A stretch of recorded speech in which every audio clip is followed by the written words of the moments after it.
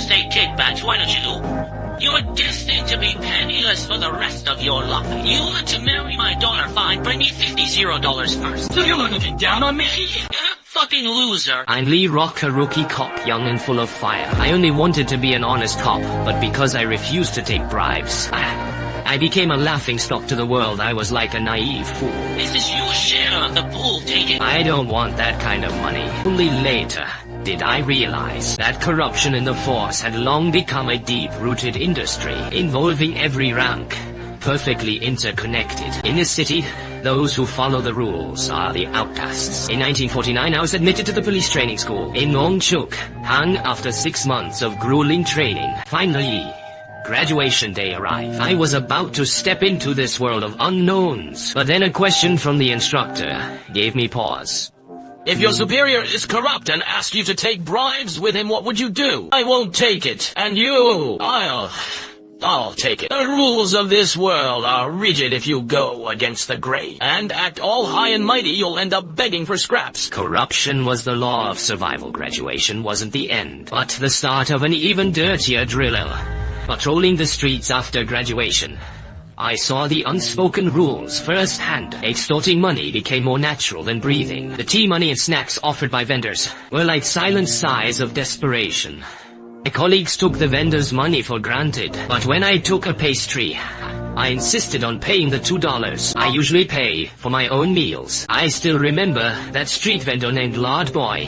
His eyes were filled with shock and confusion, as if he was seeing me in a new light, re-evaluating a world that had long been riddled with corruption. After work as usual, the officers gathered at the diner for dinner. Someone came to congratulate my partner, saying he was about to be promoted, becoming a detective to work under Ingan Tong. Ingan Tong is the most powerful Chinese chief inspector in Hong Kong. Joining his crew means a golden future. My colleagues all flocked to him with endless congratulations, but as I watched the hollow prosperity built on the people's blood and sweat, I only found the scene absurd and pathetic. Now, how much do I owe?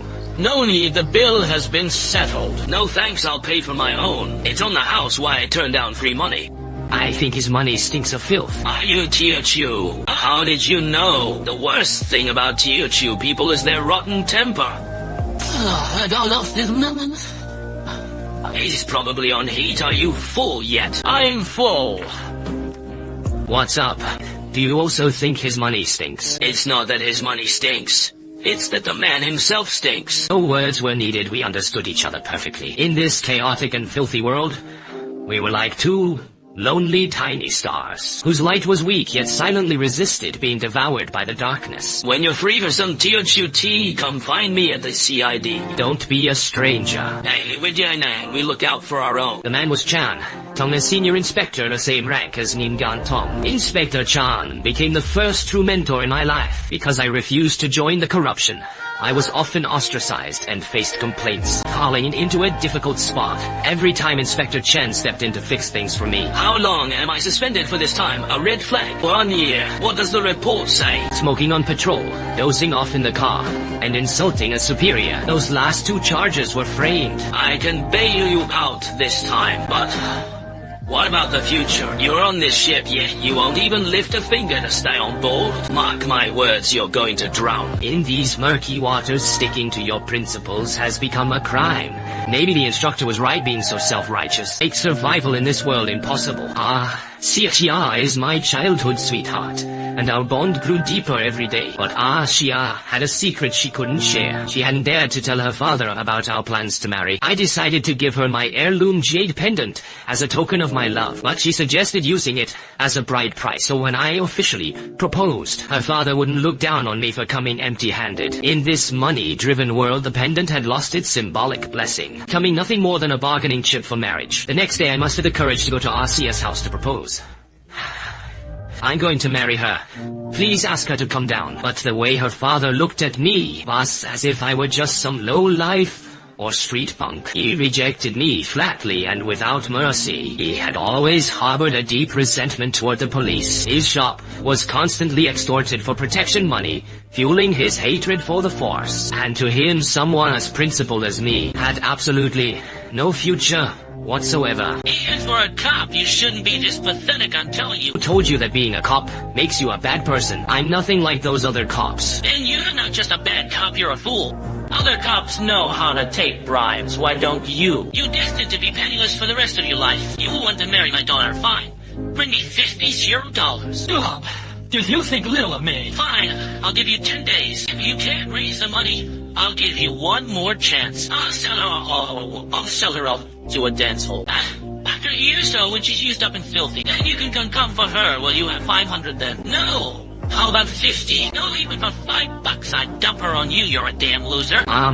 Hearing those words, I felt utterly devastated. In this cynical world, love is truly worthless. Only cold, hard cash is the golden ticket. Faced with this crushing weight, I felt completely lost. Unsure of how to save our relationship. Tomorrow, tell 6 Aunt to take this brat back to the countryside. See your parents only want what's best for you. With a heavy heart, I walked into Inspector Chen's office, trying to drown my sorrows and find some solace in the bottle. However, instead of comforting me, Inspector Chen gave me a harsh reality check. Crying over your horse piss liquor, you're a disgrace to our own people. And you call yourself a copper. You're more like a joke. The worst part is letting them look down on you for not having 50-0. Why don't you fight to earn it yourself? When I get back, I expect that bottle to be empty. But I don't want to see that miserable face of yours. Fueled by the alcohol, I stared at the pistol Chen had casually left on the table. A reckless idea took hold.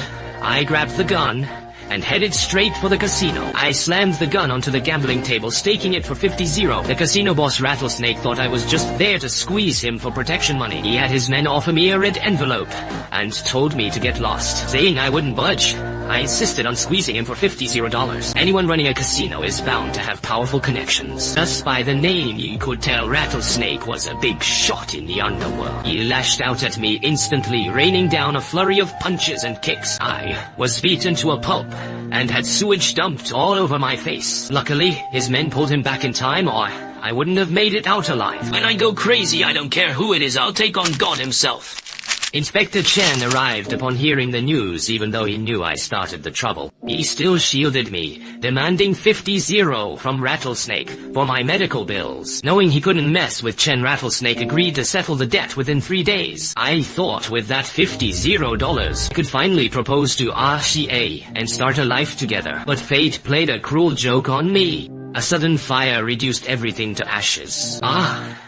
Xia's family perished and she vanished without a trace. I dug through the ruins desperately, my hands covered in muck and blood. Those streaks of blood felt like the last tears she left for me. In 1952, with Inspector Chen's strong backing, I was promoted to Sid, and my monthly salary rose to $160. Back then, a bowl of wonton noodles was just 30 cents compared to today's prices. You can imagine the value for yourselves. Haven't got your gun yet, I have it right here.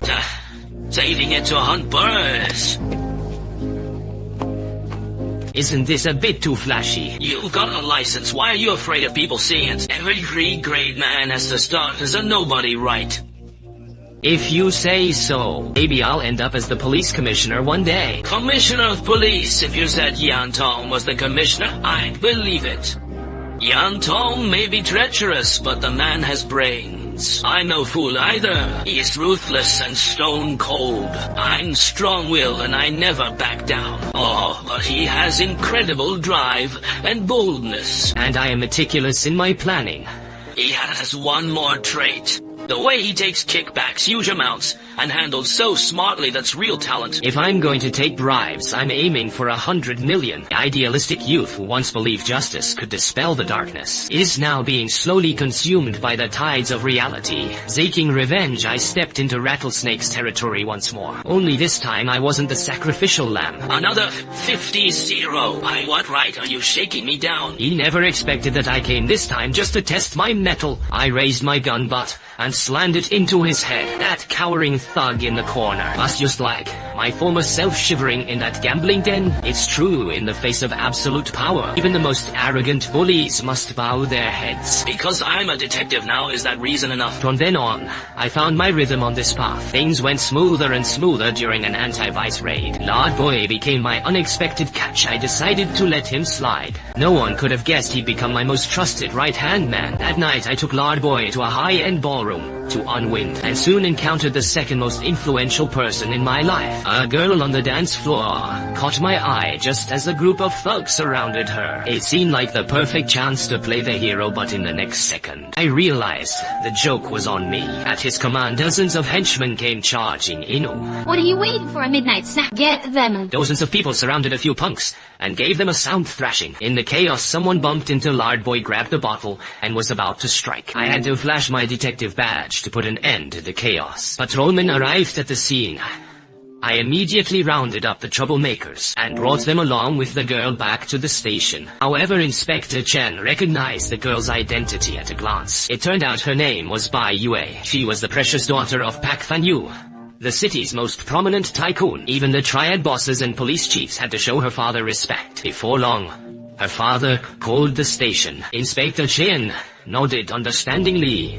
Then Bai Yue strolled out of the station as if nothing had happened. As for me, perhaps I was smitten, intrigued by her beauty and her feisty personality. I decided to go after her. I'm telling you, I'm going to woo you from now on. If you weren't carrying a gun, you'd be in the hospital by now. You'd be more likable if you weren't a tycoon's daughter. But the good times didn't last during a surprise raid. Yan Tong's brother-in-law was harassing dancers, acting incredibly arrogant. A word out of you and I'll cuff you and take you in. Yan Tong is my brother-in-law. Do you have the guts to arrest me? Go on, cuff me. Oh, how scary.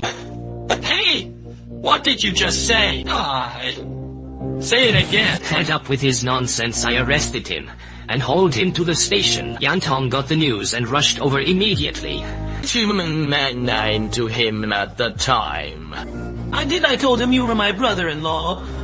But that sissy beat me up anyway. When I hit him, I didn't realize Yan Tong's dogs were allowed to bite people all over the street. Don't say I'm not giving you a way out. Kneel down and apologize to Brother S.E. And then crawl through his crotch. Save that dog's crotch for your own mother to crawl through. Ranchao, get him, yes sir. If he won't crawl, beat him until he does. To protect me, Inspector Chen completely burned his bridges with Yan Tong. If you dare touch my man, I'll take out your dog. You trying to threaten me? You better not push me. I have a heart condition. If my gun goes off, it's not my fault. You win this time. I'll make sure you end up with no place to rot. Sure enough, it didn't take long for Yan Tong to start his retaliation. Inspector Chen was forced into early retirement while I was exiled to the outskirts, transferred to the middle of nowhere as a lowly cop picking up cow dung. One day a report came in. I rushed to the scene and found a familiar face. Bai Yue had run over a cow and was surrounded by a mob of angry villagers. I had no choice but to take her back to the station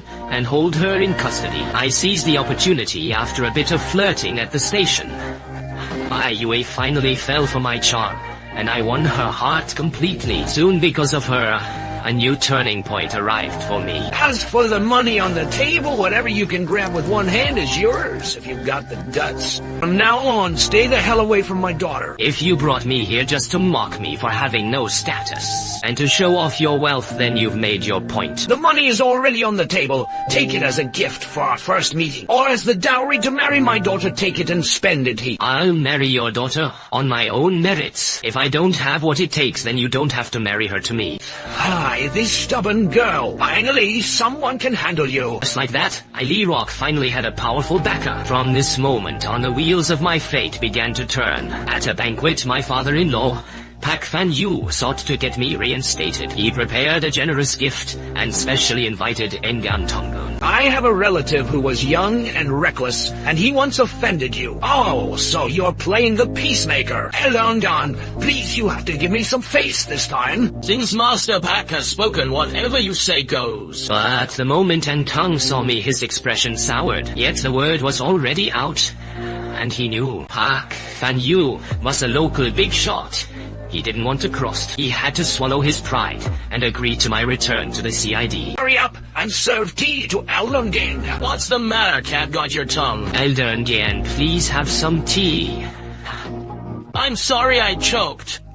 Master Pak, are you satisfied now? Deep down I wanted to thrash him, but after everything I'd been through, I knew a real man must know when to yield and when to stand tall. Soon, with the full backing of my father-in-law, Pak Fan Yu, fate took a turn. I greased the right palms and rose rapidly through the ranks. I became a Chinese chief inspector, standing on equal footing with An Gantong. The moment I took office, I introduced new rules and launched major reforms, standardizing the chaotic kickbacks across all departments. Inspector Chan called to congratulate me, but he couldn't understand why I was making such drastic changes right from the start, leaving the entire district in a state of panic. In fact, everything was under control.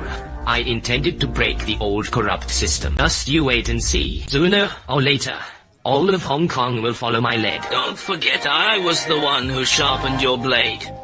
Perhaps the proudest achievement of your life will be sharpening this blade of mine. Under my new system, the districts under my command fell into perfect order. The local kingpins were all raking in huge profits. Bloodshed became a thing of the past, and officers received their kickbacks based on rank. As expected, my precincts went 3 consecutive months without a single criminal case, earning high praise from the Commissioner of Police. Meanwhile, Yantong's crime-ridden district drew a sharp reprimand from the commissioner. Soon after, the commissioner announced that in the lucrative Yao Tsin district, the chief inspector was retiring, and a successor would be chosen from the current ranks. Yan Tong and I were the front-runners for the position. My showdown with Yan Tong had officially begun, and my life was only just starting.